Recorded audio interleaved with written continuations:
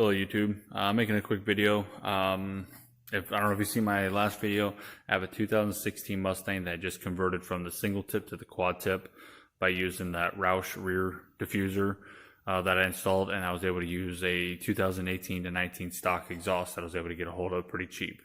And everything worked out great, but eventually I decided I wanted to get a hold of the active exhaust at some point, and I was able to actually get a hold of one. So somebody that took it off the car has the entire exhaust. It's not bent, not cut, not damaged in any way.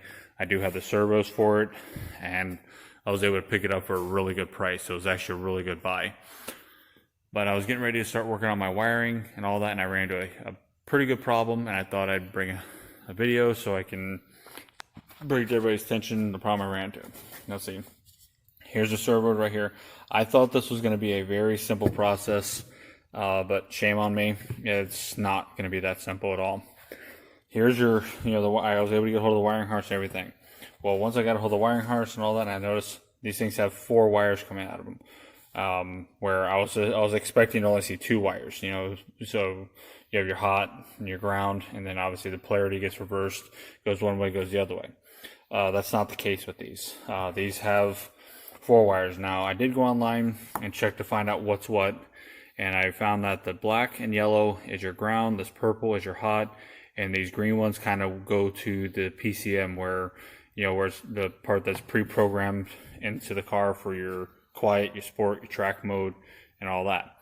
Well, I figured obviously since I don't really have that built in my car that I probably don't need these 2 wires, and really all I need is just these 2 wires, and just put a switch on there where I can reverse the polarity and make it, so it spins one way and then spins the other way. Well, that's where my problem started to show its head on me. No matter how I hook these up, no matter what configuration I put these in, the servo wasn't doing anything. It wasn't moving, nothing. So I thought, well, maybe I have a dud. So I went ahead and grabbed the second one, hooked the second one to it. Still got nothing. So obviously there's an issue. There's something going on, and so I needed to investigate a little further. Took a razor knife. I cut all the way around these ones. I have one that's already open. I'm going to show you. These things have a computer inside of them. Well, not really a computer, but a little circuit board. Now, I was kind of hoping that these were literally just the motor, the gears, the housing, bolts onto the exhaust. The computer tells it what to do, open, close it, and all that. And it was going to be that simple, but it's not. Apparently, the computer, the PCM does obviously sends the signal, but sends the signal to this board right here, which this board I think is what controls a lot of how that baffle opens and closes. Because I have seen a couple of videos where, depending on throttle position and RPM, these baffles do actually float a lot. They open and close while you're driving and stuff like that. They don't just open and just close. They do a lot more than that. So I figured, well, once I saw the video, I started thinking, well, that's probably what those other 2 wires are for. I'm not going to need those because I'm just going to open them and just close it.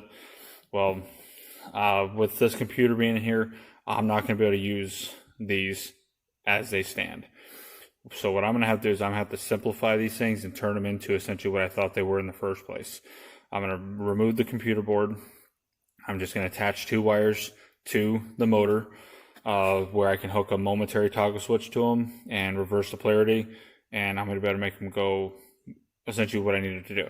Now, if I can get lucky enough to hook them to a couple of the pins in there and continue to use the wiring harness, that'd be great. If not, I'm just going to run some wires out of it, maybe leave myself about a 1-foot lead, and I'll just get myself just a waterproof connector, kind of like a trailer connection, kind of plug, where it has the rubber and everything around, but one that just only has 2 on instead of the 4 for a trailer, something kind of like that, where I can, if I say I got to pull the exhaust out of the car, I can just unplug it and not cut my wires. So I'm just essentially going to have to completely simplify it and do that, and just weatherproof it and seal it up and then put it back on the car. That's the only way I'm going to be able to use this. So I'm not sure 100% what its full purpose is. So if somebody that's watching this video does know what this is, leave me a comment. I'm really curious. Because at this point in time, unless you can bypass that, this thing is completely useless. Unless you're putting it back on a stock 18, 19, 20 Mustang that has active exhaust, this is a completely, useless. It's a paperweight.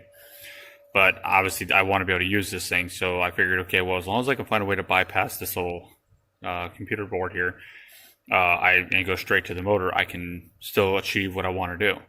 So I started looking at it, I had a couple ideas of just drilling a couple holes, run some wires through, solder them to the points, caulk it, and stuff like that. But, to be honest with you, that would look really tacky. It just won't look nice.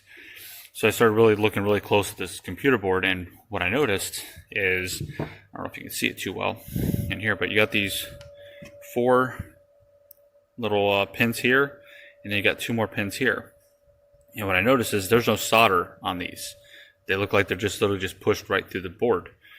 And obviously they can't be soldered from the bottom because the pins are part of the extrusion of the housing, so there's be no way to get to the bottom side. So this part right here is like a little piece of plastic that was part of the extrusion of the housing that they just melted over, almost like making it into like a little bit of a rivet. So I went ahead and I drilled that off, and I went ahead and took a screwdriver, and as you can see, I got one taken apart. And the reason I'm making this video is to show how easy this thing comes apart, and how making this little conversion I want to do is actually be a lot easier than I was anticipating. Just get in here. Once you drill that off, get your screwdriver in here, just walk it inside there, trying to bend your pins all up, and pops right out. So now what you're left with is those 6 pins. These 2 run to the motor, and these 2 run to your harness. And you only really need 2 of these. So what I'm gonna do is I'm just gonna take a jumper, a piece of wire, solder it here and here, and then from here to here. And all that's going to do is that's essentially going to make me be able to use my factory harness that plugs in here. So I'll still have my rubber gasket. It'll look factory. It'll look like it's supposed to. And I can unplug it and replug it back in easily. And what it does is it's completely bypass the computer and allows me to go directly to the motor. And what I'm going to do is I'm just going to use a momentary toggle switch that you can reverse the polarity on. So when you flip it one way, the motor spins one way. When you flip it the other way, it'll go the other way. Now on the other one, you can see I have the whole motor and everything all tore out of it. Now, I'm not going to need to tear the motor out, but since I already tore it out of this one, I'm just going to go ahead and show you. The motors of it isn't even soldered in. You just have the little pins here, and the housing, you can see that you have these little push-ins. So those parts of the motor just push directly into those, and that's it. So once, like I said, once I add a wire from here to here, here to here, I'm now going directly to the motor. Once that's all done, I put everything back together, seal it off really good to keep any moisture and everything out of there. I put this back on the exhaust. It's going to look like it's never been modified. It's going to look like it's going to the original wiring harness. So once it's up in the car, it's going to look like it should be. There. It's not going to look odd. You're not going to see any extra weird wires kind of hanging out of the thing and all that. So the process that I started thinking, well, I'm not going to be able to use this without making a big, huge ordeal of trying to run wires into it and not having a good connector and all that, is actually going to turn out to be way easier than I was anticipating. The reason I wanted to make this video and show it is for anybody out there that's looking to do this on their car, the route that I'm going, where I'm using a lot of OEM parts, which is a lot cheaper. You can find them a lot cheaper. You can get a hold of these things super easy anymore. A lot of people are taking them off their cars, upgrading to. I went and got like I would say it's probably like a 20 gauge or so solid core wire, and what I did is I stuck it inside here. Where I had these in the last video I showed where the motor goes into, it had these little slides, almost like a little where it just plugs right in. They don't lock in, they're not soldered in or nothing. I took the wires and put those down there so it's right against the motor. And then on the other side, what I did, let me see if I can get this close enough so you can see. What I did is you see where I took the wires and folded them around the pins and crimped them really tight using a pair of small needle nose pliers. And then I used right here, I used a 5-minute epoxy. Now 5-minute epoxy, what that's going to do is that's going to keep those wires from moving, vibrating, shifting. So they should never fall off those pins. And I've already put my factory plug in there and I've tested it, and the motor spins just fine. I've done it both ways just to make sure I can reverse the polarity, and it's working just fine. Now I do have one of them that I have already glued together and put on the exhaust to test it out, and I'll show you that. Now at this current time I do not have my switch yet, so I'm just essentially touching the wires to it. But wrong way. So as you can see, it was a pretty simple little modification that really wasn't that hard to do, and I was able to essentially achieve what I wanted it to do. Okay, the last step I'm going to do is what I did on the other one is I took some super glue and I ran a pretty good bead of super glue around this perimeter.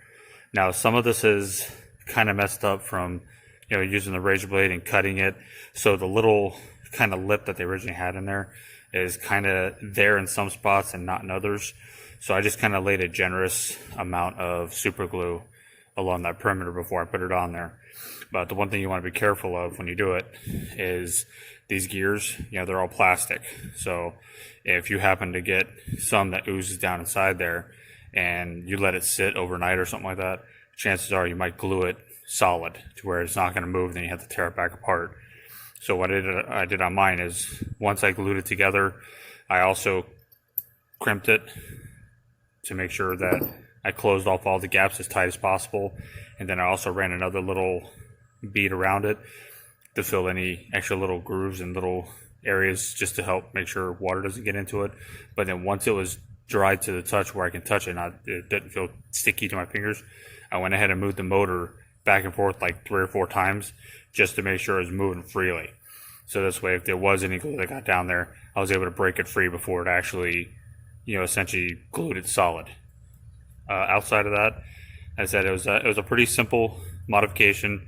It takes just a little bit of patience, but it is completely achievable to take this exhaust and put it on your car. And I did order a momentary switch from eBay that already has wiring and everything all attached to it, to where all I gotta do is run the wires to each one of these servos, hook power to it, and then just have a toggle switch. And those are pretty inexpensive. So overall, I think when I'm done, I'm gonna essentially achieve exactly what I was going for. It is after I did that bypass, glued everything back together, put everything back on the exhaust, hooked my switch to it, everything's working perfectly fine. What I did for the toggle switch is I found a nice little discreet place for it right under the steering wheel. There's a little spot right above your little lever right here, then that's for your tilt, to move the steering wheel in, out, up, down. And it's a nice little spot because you see it's kind of protected from anything from being able to hit it, and you can still get your finger in there with no problem to move it back and forth. And it's just a momentary toggle switch. As soon as you let go, it comes back to center, and these servos only take like about a second to open. So it's literally, you just literally just, and that's it.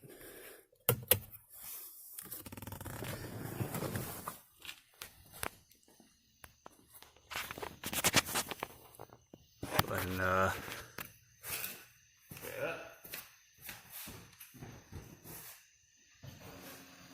think they're closed right now. That's open.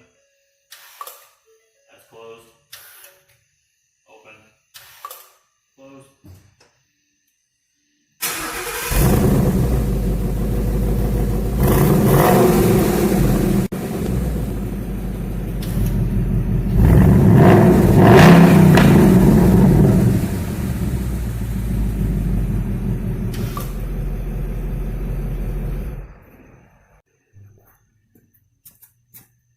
Other than having to do that bypass on that, this was actually a pretty easy installation and a way to do this.